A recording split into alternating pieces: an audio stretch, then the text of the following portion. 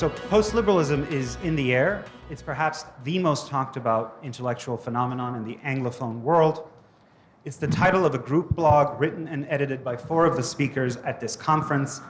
And it's also often used to describe the ideological orientation of a wider constellation of newish publications, including Compact, the journal I edit with my friend Matthew Schmitz, and American Affairs, among others. But what is it? What does it mean to be post-liberal today? Does a post-liberal orientation mean abandoning freedom, mom, and apple pie, as our critics often charge? To help unravel all this and our opening, I couldn't have asked for a better group of scholars. Patrick J. Deneen is a professor of political science. To my immediate left, Patrick J. Deneen is a professor of political science at the University of Notre Dame. His books include Why Liberalism Failed, The Odyssey of Political Theory, Democratic Faith, and a number of other edited volumes. His next book, Regime Change, Toward a Post-Liberal Future, will be published by Penguin Random House next spring. Please pre-order it. Professor Deneen is a director of the Bonum Communa Foundation and a contributor to the Post-Liberal Order Substack. To his left, Professor Gladden Pappin is an associate professor of politics at the University of Dallas and a visiting fellow at the Mathias Corvinus Collegium in Budapest. He's also the co-founder and deputy editor of American Affairs, as well as a senior advisor and permanent research fellow at the University of Notre Dame's De Nicola Center for Ethics and Culture. Professor Pappin is also a director of the Bonum Communa Foundation and a contributor to Post-Liberal Order. The run-up show is as follows. I will ask Gladden the first question, and he will speak for about 10 to 15 minutes. Next, I'll ask Patrick to make his intervention for roughly the same amount of time. Then I will take my short intervention. I will make my short intervention before asking Patrick to offer some concluding remarks.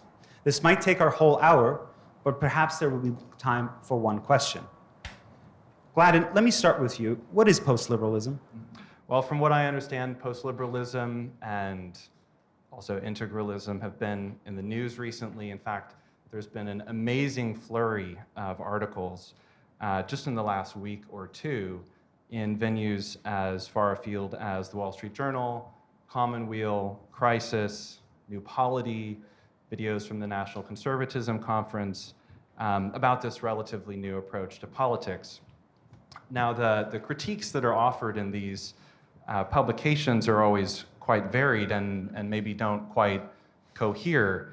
But then again, when Thomas Aquinas presented objections at the beginning of each question of the Summa, there was no expectation that all of those objections would cohere either. So, for example, post-liberals and especially integralists are sometimes said to be narrow sectarians. Other times they're said to favor a global empire. Those don't quite cohere. Sometimes they're said to harbor unrealistic visions of restored Catholic rule. At other times they're said to be hard partisans of current right-wing power, particularly in very frightening places like Hungary. Do they cavort with nationalists, or are they unrealistically detached from nationalism? Well, the elements of the post-liberal constellation, I think, have become fairly clear, beginning with Professor Deneen's book, Why Liberalism Failed. They declare that liberalism can no longer realize its stated goals. They tend to favor a strong family policy, so strong, of course, that their evocation of Hungary's big spending programs is still said to be irrelevant in the American context. They favor a perspective on constitutional law informed by the classical tradition and the common good. They recall Catholic social teaching on the poor and have a strange affinity for class warfare thinking that does not appeal to the small business owners in American conservatism's donor class. Is all of this extremely dangerous, or is it extremely unrealistic? America's a liberal country. America's a Protestant country. It's a small government country with little platoons, subsidiarity, parent-teacher associations, temperance societies, exactly as Tocqueville described it 200 years ago. So I'm sorry that I haven't laid out all of the objections with the clarity of the angelic doctor in the last few minutes, but I'd like to focus on one point. And is a post-liberal world possible, or is it this strange figment of the particularly, but not exclusively, Catholic imagination that should be dismissed as irrelevant, unlikely, impossible, etc.? Well, let's first consider a few characteristics of the supposed global liberal order and see if the world as it exists today meets those and aligns with what liberalism is supposed to be. Under liberalism, political power is justified on the basis of a narrow, commonly agreed upon set of human demands around liberty, security, and order. Liberal society will continue to expand liberty, increase security, and increase public order, as we see, for example, in San Francisco or Philadelphia. Global society itself will become more liberal and more democratic, realizing people's innate desire everywhere to live in more liberal societies, as, for example, in Iraq and Afghanistan. This, in turn, will make people more engaged with democracy, and as their freedom and choices increase, they will become more satisfied and happy as well, as we see, for example, with the vast increase in television channels, which leads to more satisfaction, the vast increase in cereal choices, which also leads to more satisfaction, to say nothing of the fact that everywhere that you go in the world, everything looks exactly the same. So you can travel in a little bubble of global consumer liberalism wherever you go. And that's what makes people happy. The characteristics of this global liberal society also include smooth global financial flows, global supply chains that always work, a globally distributed workforce, because it doesn't matter where production takes place as long as it's taking place somewhere, preferably not nearby, since that would pollute and things. A rise in service sector work and soft power, decreasing relevance of religious and quasi-religious impulses in public life as people become more rational. Non-democratic powers like Russia and China will become steadily more democratic as we trade with them more. And ordinary people will be grateful to live in this society. So I think we can all recognize that we're definitely living in a global liberal society. Well, maybe we're not. Maybe this vision is not quite realizing itself in the way that all of the people who propounded it said it would, particularly during the 90s. So the point I'd like to make is just that post-liberalism is not just prescriptive.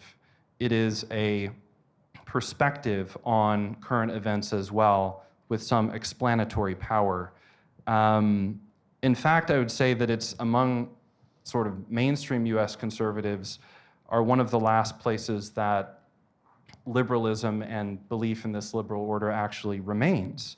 And it remains there in order to keep conservatives tied to defending this non-existent global regime in terms that are meaningful to them. And it also serves the kind of liberal integralist regime that we have by allowing them to police the post-liberals. But the liberals themselves don't care what these conservatives think at all, or pay any attention to what goes on in their seminars. Indeed, the defense of liberalism might remain in these conservative seminars forever, benefiting from large endowments supplied by libertarian industrialists.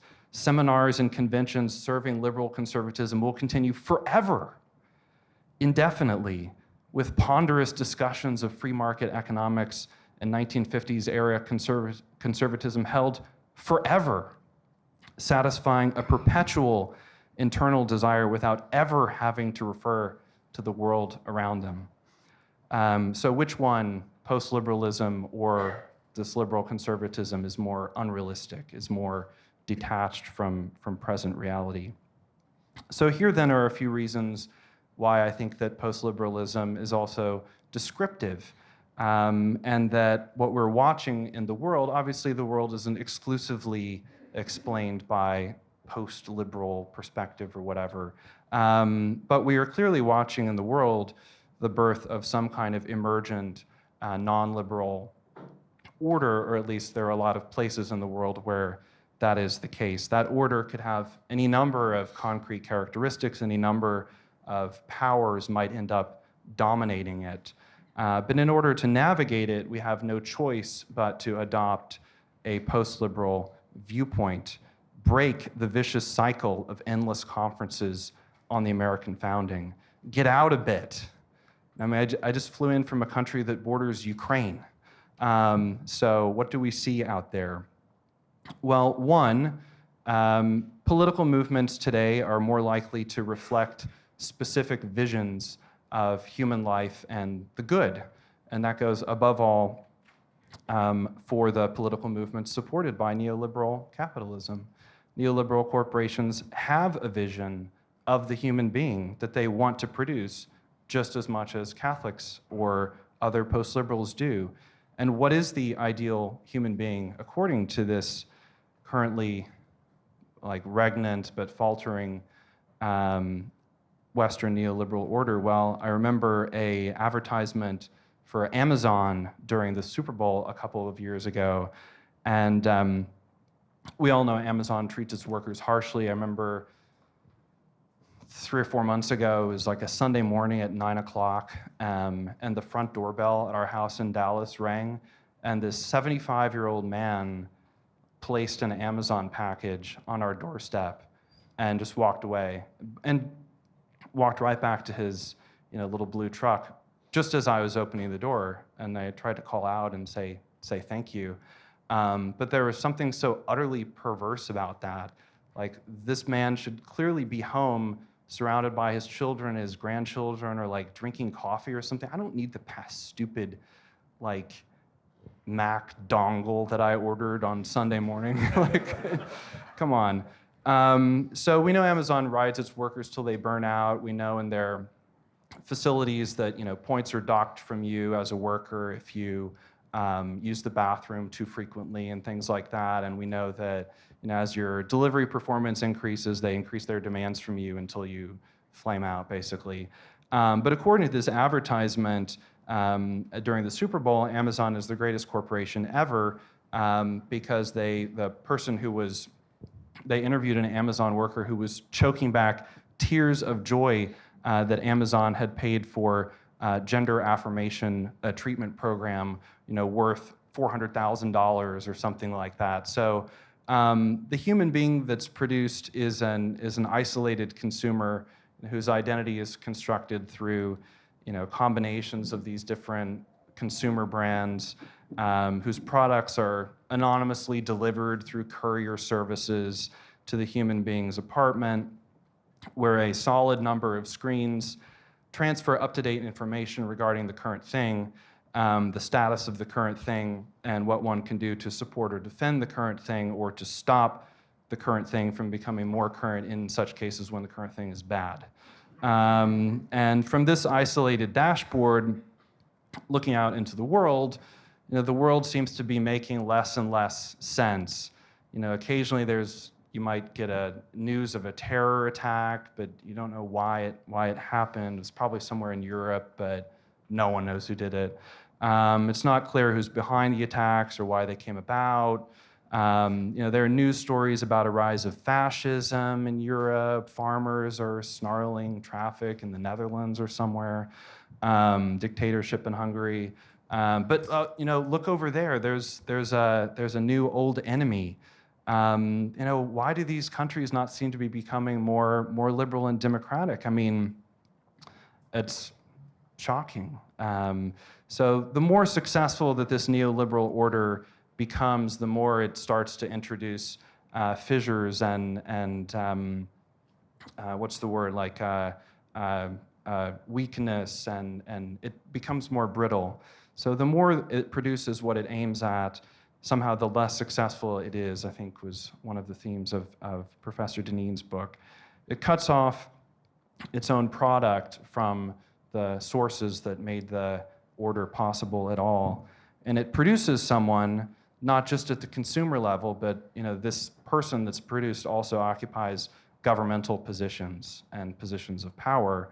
It produces someone who takes a short-term view, who knows nothing and comes from nowhere. And we're then surprised when the political decisions that that come from these people are made reflecting no knowledge, no rational geopolitics, no knowledge of the stakes involved, and no concern for the future.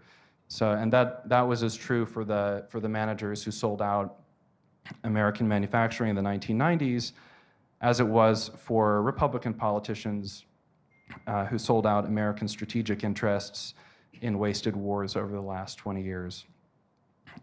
So point 2, global liberal political order is indeed over. At the beginning of the Russian invasion of Ukraine, the chairman and CEO of BlackRock, Larry Fink, put out this investor letter. And he said, so, taking it from we occasionally have to go to sources of authority. So if the CEO of BlackRock says that the global liberal political order is over, it probably is. And he said, quote, "In the early 1990s, as the world emerged from the Cold War, Russia was welcomed into the global financial system and given access to global capital markets. The world benefited from a global peace dividend and the expansion of globalization. The Russian invasion of Ukraine has put an end to the globalization we have experienced over the past 3 decades." And that was very, very early. That was very, very early in the conflict, excuse me. That was very, very early in the conflict, and that proved prescient because basically all Western corporations and Western companies immediately acted to put an end to globalization. Now, if you happen to remember the 1990s, you remember that one sign of the strength of globalization, which would lead to the democratic, wonderful democratic world, is the spread of Western consumer brands. So there were these commercials, maybe you saw them, they were going around the internet a few months ago, about the opening of the first Pizza Hut in Moscow and things like that. And McDonald's spread all over the world. And people in the 1990s really thought that this was a sign of the spread of global liberal democratic success. And Tom Friedman, our friend Tom Friedman at the New York Times, you may know, immortalized this moment in his Golden Arches theory of world peace, which it was, and according to this theory, no 2 countries, both of which had a McDonald's, have ever gone to war against one another.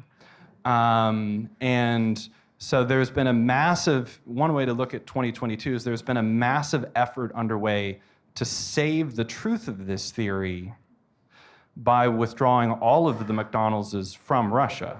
So all the McDonald's, so the theory is still true, actually. It's verified political science, check mark. But logically, though, on the 1990s view, the proper response to the Russian invasion of Ukraine was not to have all of the McDonald's pull out of Russia, but to have an emergency airlift of additional McDonald's outlets and just drop them, just like carpet bomb Russia with McDonald's, because that would make them more liberal, right? I mean, you laugh, but this is like the level of thinking that was current in the 1990s.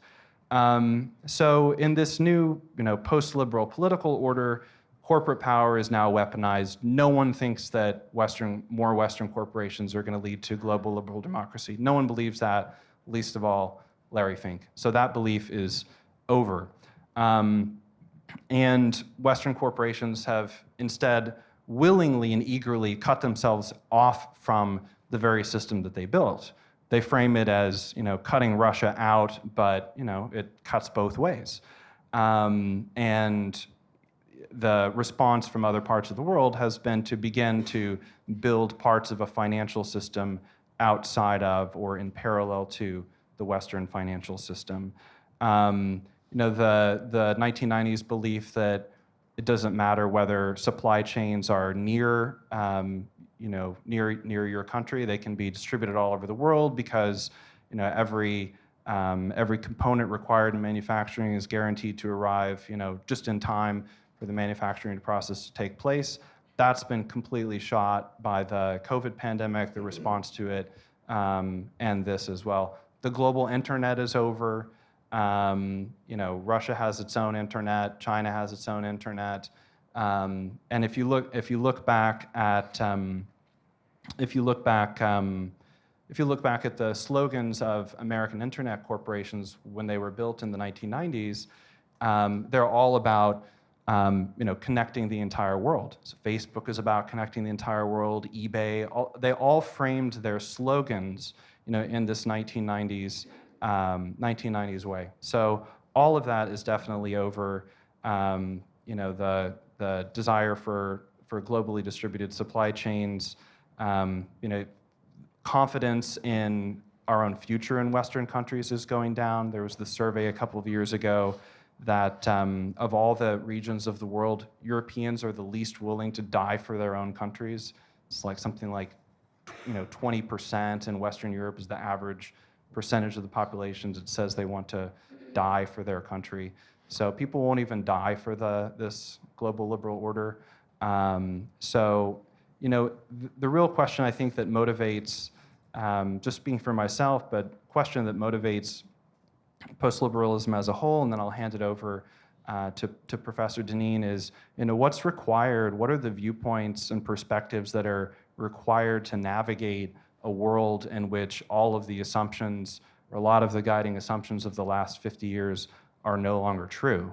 That doesn't mean that you have to be a Catholic integralist in order to navigate the world successfully. But in order to keep your eye on the phenomena that are coming up today, in order to be able to respond to the demands that are going to appear in a world like this, you need something like a post-liberal perspective. So I'll just leave it there and look forward to the rest of the discussion. It's striking listening to Gladden, who I think really beautifully and succinctly summarized in many ways not only what post-liberal thinking envisions, but also in some ways what it's describing, what we are seeing, and yet how difficult it is to see what we're actually seeing and to recognize what we're actually seeing, because we have been so deeply formed and shaped by the kind of neoliberal view that everything is getting better in every way, every day. And so, in a way, much like we now regard the Soviet Union, as people in the Soviet Union having been insanely sort of ideologically formed to believe that the world was getting better every day as they were standing in line waiting to buy non-existent toilet paper, we see things every day. We visibly see things in our world, and yet we don't recognize in a kind of fundamental way what it is we're actually seeing. So what I actually want to talk about is this subtitle of the panel, "Another World is Possible." And in order to talk about this, I want for us to imagine for a second that all of you are from Mars or somewhere close to Mars, and you've just come to visit, and you've been told a few things about the world that you're entering. You're told that, among other things, there was a great war roughly 70 years ago, in which massive amounts of bombing and ordnance and destruction took place in the nations that lost the war, particularly, although some of the nations that won the war, of course, also. This great and terrible destruction was especially wrought on one side of the world, but one nation was spared this destruction and emerged powerful, wealthy, prosperous, successful, confident, optimistic, and indeed the harbinger of the great progress and apotheosis of the new world order that in many ways we're exploring here this weekend. The nation that then was triumphant, had escaped all of this destruction, was economically dynamic, and the other nations were left in a kind of just a pile of rubble. Now, as Martians, we would then, it would be interesting for us to take a little quiz. Identify some of the places of the losing nation, and identify some of the places of the winning nation. So pretending you're Martians, now I want to give you a little quiz. So here's number one. Which nation won the war, and which nation lost the war? Here's number two. Which nation won the war, and which nation lost the war? Here's quiz number three. Which nation won the war, and which nation lost the war? All three of these cities, these places, they're cities of roughly the same size. I chose them based on their population. They're all roughly the same size. I'll tell you the names of the cities respectively, and I'm going to show you photos of these cities from roughly the mid-1940s, and then a photo from today. Okay, so we're going to begin with the nations that lost the war. This is not far from where my wife lives, right? Grew up not too far. Pforzheim, Germany, mid-sized German nation in 1945 and in the 2010s. This was the 7th most bombed city in World War II, and its population is very similar to that of this small city that we're in here today, Steubenville, and that's the comparison I'd like for us to draw. The second city is Aachen, Germany. What's known as X, right? Aachen, Germany, in 1945 and in the 2000s. This city has a population roughly the same size as South Bend, Indiana, where my wife and I live. The last of these the third of these that I showed was Dresden, Germany. Dresden is roughly the same size of population as Detroit. Of course, it was perhaps most famously, maybe the most destroyed city outside of doubtless Berlin, due to the firebombing that was undertaken from February 13th to February 15th, in which 3,900 tons of incendiary bombs were dropped on the city, destroying 1,600 acres of the city land. So these are some photos of the nations that lost the war. Here I'm going to show you some photos of the nation that won the war. Here's a photo of Detroit, sort of aerial photo of Detroit, Michigan in roughly 1945, around the same period of time, just some aerial photo, and the same photo, more or less, the photo from roughly the same perspective in the 2010s, 2020s. This is, again, the country that won the war. Which city was firebombed into obliteration? Here's a close-up photo of Detroit, which was not bombed, at least not from aerial bombing. Here's two photos from my hometown at the moment, South Bend, Indiana. Actually, this is from the 1930s, the downtown of South Bend, and here's a contemporary photo taken recently of the city center in South Bend, Indiana. Here's another nice photo of downtown South Bend from the dark time, the time before we were progressed and free. Here's two photos roughly from the same perspective. This was taken this morning. The one on the right was taken this morning in Steubenville, and a photo from the 1940s, 1950s in downtown Steubenville. As I was driving through Steubenville, and I hope if you have the chance to go downtown Steubenville, you should just inhale and smell and taste the liberty. I love this. I ran into this just on the edge of Market Street, where there's no stores that are open. On the edge of Market Street, there's a mural, which is on the right, of what Steubenville used to look like. And then as you peer right around the corner, right, so the picture to the left shows you the edge of the mural. You actually see what's behind the mural, the downtown of Market Street. Here's a close-up of that section of the city, Market Street. This is our world. This is what we see every day. And this is what we accept as normal of what progress looks like. This is what we might even call the blessings of liberty, the way that it is.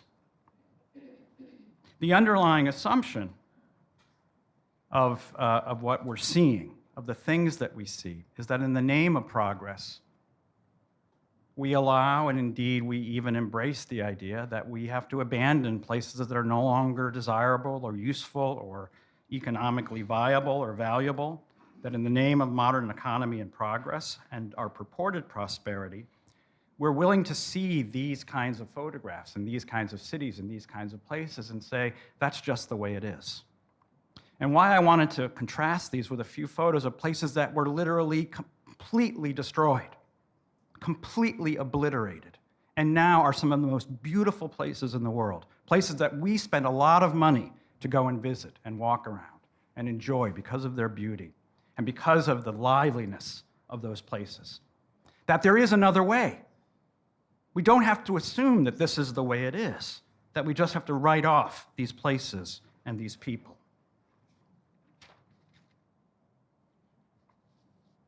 I want to suggest that we actually lost a war. What we're seeing is evidence of a kind of bombardment, of a literal destruction of our nation. That is, in a sense, a war that has been fought against us, or certainly the people in these places. That if you look at the picture of Dresden in 1945 and you look at the picture of Detroit today, or Steubenville, or South Bend, what you see is evidence of a people and places that lost a war.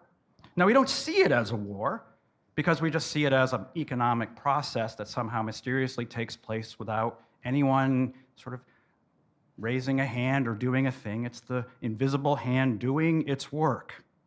But in fact, it was intentional. In fact, it was following a set of plans. It was, in fact, a set of policies. These were not neutral.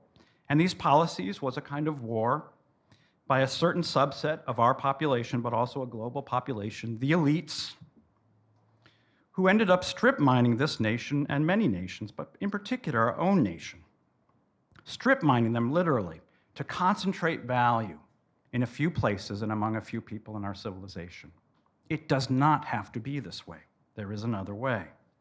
But we have largely come to accept this not just as a defeat, but as a form of victory. This is what constitutes a kind of victory.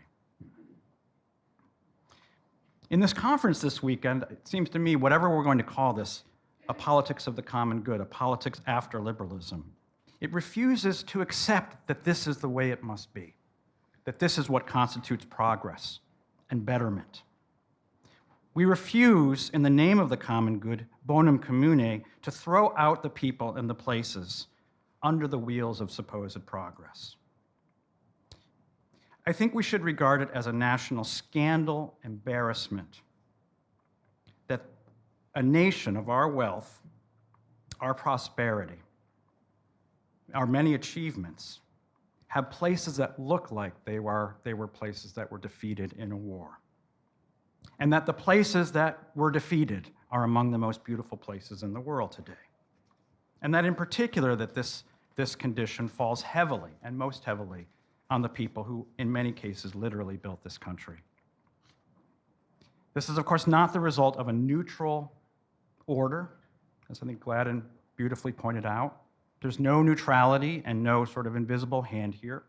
This is, of course, partly due to government policy, economic policy, industrial policy, agricultural policy, city planning, investments in infrastructure in some places and not in other places. This is, again, by intention and by design, and it doesn't have to be this way. It's not going to write itself through little platoons and workshops of hobbits. It's going to write itself by good government policy that will care about our places and our people and not allow them simply to die because they've become economically unviable, in the way that the German cities didn't die because they were simply bombed into obliteration. Now, those places in Germany and in France and in other of the countries that were bombed to obliteration, they were rebuilt, again, not solely through little platoons. There were a lot of hardworking people who helped to rebuild those places. They were rebuilt to a considerable extent because of a massive investment of United States money in the form of the Marshall Plan. Massive investment to say, we're going to rebuild these cities. We're going to rebuild these places of the country that lost. We're not going to allow these places simply to go away. We're going to rebuild them, and wherever possible, we're going to rebuild them in the beauty and the glory that they originally were. Not simply, unlike the Soviet Union, putting up a box, the most ugly building possible, but to build them with a kind of care and beauty of a pre-liberal order. I think we should be calling for a new Marshall Plan. A new Marshall Plan to help rebuild the cities that have been defeated and the places that have been defeated in this war we have gone through. An investment in rebuilding the devastation that we see in front of us every day, and yet we can't recognize for what it is. A new Marshall Plan for the United States, a government policy that worked, expenditures that worked, that made places worth living in, restored places and industries, and the prospects for a thriving life in places that were devastated. Look around you. It doesn't have to be this way. Thank you. Thank you both. Thank you, Patrick, for that striking presentation. I'll keep my own remarks brief here since I'm delivering a keynote tonight. But as you described this pairs of landscapes for us, Patrick, I couldn't help but think of a few recent critiques of Catholic post-liberalism. They didn't escape my attention as they didn't escape Gladden's. In fact, every day seems to bring at least one new column or essay expressing alarm at the rise of this intellectual movement. Just a few days ago, for example, an op-ed appeared in the Wall Street Journal, where, full disclosure, I used to work, that accused Catholic post-liberals of the mistaken belief that today's American order is, quote, corrosive to the faith. It's a mistaken belief. It reminded me of nothing so much as Homer Simpson's joke about USA Today, the newspaper that reminds me that everything is A-okay. Well, this is the Journal. These types of responses to post-liberal critiques strike me as a Catholic variation on what the late left-wing blogger Mark Fisher called capitalist realism. And what Fisher had in mind is the mentality crystallized in Margaret Thatcher's famous or infamous formulation, quote, there is no alternative. There's no alternative to a hyper-competitive, hyper-individualistic political economy in which the state's only role is to break down all barriers to the accumulation of capital, to thin out social welfare and solidarity to a bare minimum, to privatize what used to be considered common goods, literal common goods like water and firefighting and ambulance services. And those who uphold the present order of things claim to stand, as Fisher had it, for responsibility. This is realism. To be realistic is to recognize that this is what human beings are like. Their only motive is to truck, barter, and exchange. And so a society that maximizes their ability to do so, come what may, is the best we can hope for. Yes, it's a vicious world, but there's no serious alternative. And to even dare to dream of a better world is to invite the specter of coercion and quote-unquote totalitarianism back into our lives.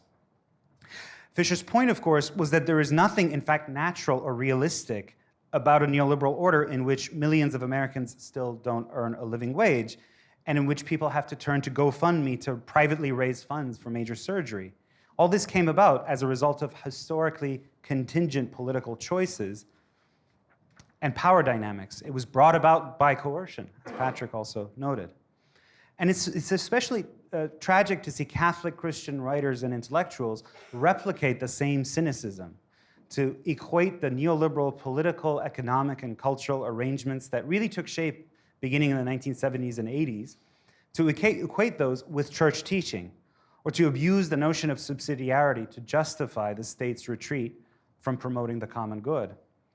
And it's downright bizarre to see Catholics treat the church's repository of social and political thought, which I'm sorry is finally much, much richer than just Michael Novak thought, as though it's a pathway to, quote, authoritarianism. This is a kind of Catholic dimitude. It's the wholesale replacement of the Catholic mind with the neoliberal mind. In the neoliberal mind, you can't blame them, because if you question liberalism, you risk opening portals to the past. And the past is a place populated only by tyrannical kings and inquisitors and conquistadors and religious warriors, zealous apparatchiks, collectivists, fascists, and other sundry ghastlies. There's nothing else in the past. It's all bad. Over the past few years, as voters have registered discontent with the global neoliberal consensus, an entire cottage industry of books and essays and charities has sprung up to warn against reviving the past. The past, we're told, is basically a kind of dystopia. It's a cauldron of backwardness and bigotry, and one that must be repressed at all costs. The excuse for doing so is precisely that the present is the best of all possible worlds, while any attempt to preserve the past means clinging to unremitting horrors. For the liberal, to evoke a bedrock pre-modern concept, such as the common good, is to summon those various demons that liberal values were supposed to have vanquished. And anyone, left or right, calling today's progressive order into question or daring to propose alternatives is first asked to apologize for these horrors, stretching from antiquity to whenever enlightened time began, which may just be as recently as a couple of years ago. This is a type of intellectual blackmail, and the best defense against it is to go on offense. No, it's the actually existing present that increasingly resembles a dystopia, and the onus is on the liberal to give account and apology. The post-liberal's rejoinder can be summed up with three simple words: look around you. Look around you. If a 200-plus-year-old newspaper like the New York Post, where I also used to work, can be censored ahead of an election for publishing a true story about Hunter Biden, how safe are you from the censors and cancelers? Does it make any meaningful difference that in liberal societies, the repression is meted out by large, privately owned corporations rather than a centralized state? Do a Silicon Valley dweeb's Birkenstocks sandals taste any better than a junta commandant's boots? Look around you. When was the last time you felt like you lived in a pluralistic, tolerant society? Does the free world feel free? Look around you. Do today's eye-watering wealth and power inequalities suggest that liberalism has done away with social hierarchies?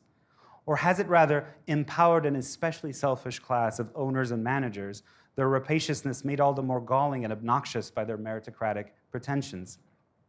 So at this conference, and in our various projects, we insist on looking around us and describing what we actually see, and I hope you'll join us in that endeavor. Thank you. Patrick, I'm going to ask you to conclude for us. One downside of post-liberalism, I mean that just the word, the label, is that it's an orientation that defines itself in the negative, in being against or beyond liberalism. Is there something more to it? Can we define it positively? Yeah, thank you, Sohrab. I can recall conversations that a number of us had where we were talking about the Substack and other things, what to call it and how to label ourselves. And the words, the label and phrase post-liberal kept being one that we returned to. But it also bothered us because it framed what we were for, in a sense, by what we were against. And you've heard it already, and I suspect you'll hear throughout the conference, a critique of liberalism as the thing we are against. And I just wanted to take an opportunity to make clear that I think what distinguishes, or what I see as distinguishing this project, the Bonum Commune Foundation, this conference, is that it's actually not really about what we're against. You'll hear a good deal of that, but I just want to give you a kind of cautionary note, not to confuse what will be critiques with actually what the actual project is. And the actual project is positive, it's creative, it seeks to build, it seeks to affect and realize the common good. Common in some senses, in both senses of that word, that which is ordinary and that which is shared. That which is available to any person, regardless of their sort of status and rank and condition in our society, and that which is shared, that which can be, in many ways, parceled out widely and made widely available. Those buildings that you saw, the bombed out, horrible buildings of South Bend and of Steubenville and of Detroit, they were once, and some of them still are beautiful. And I hope those of you who have cars or can get around easily will just take a little trip down to Steubenville, just maybe a mile from here, Just go through the downtown, and the first thing you'll be overwhelmed by is the blight, the ugliness of it. But look closer. What you'll see is that many of these buildings were beautiful. They were carefully constructed. They were constructed to convey beauty, gratuitous loveliness, to inspire the mind and the heart and the soul. And this is not private. There were many cases were made by private people. They were built by private people. But in a sense, beauty was to be a kind of public utility. It was to be available to everyone.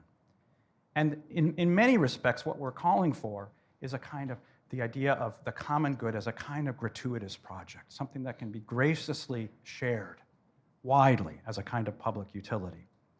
Now, I think what concerns many of us right now is we're seeing kind of forces that have been mentioned that are seeking to reconsolidate the old gang, the old project of fusionist conservatism, and the sort of old elements of the Republican Party.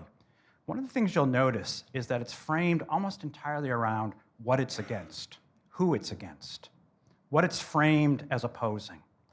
You'll hear a lot about wokeness. You'll hear a lot about CRT. You'll hear a lot about Russia and China. You'll hear a lot about internal, domestic, and external foreign enemies.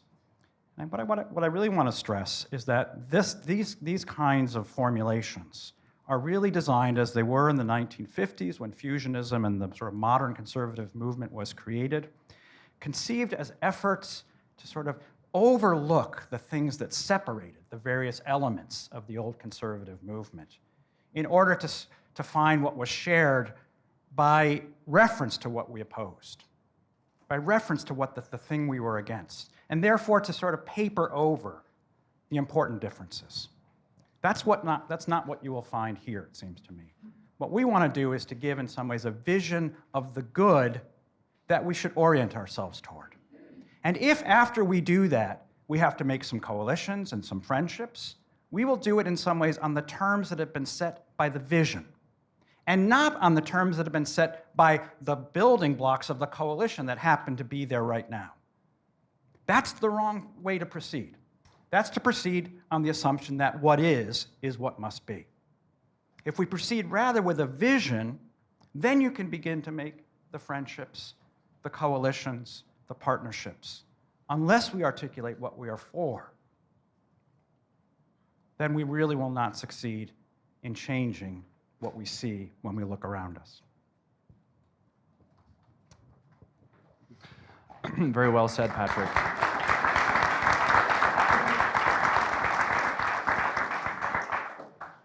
Just to riff on that for just a second about the positive vision, and when you were describing, I remember those conversations like what term do we pick for this project, and integralism is out there too. And I remember talking to a friend a couple of years ago when integralism was first in the news and people were writing about it a lot of controversies around it.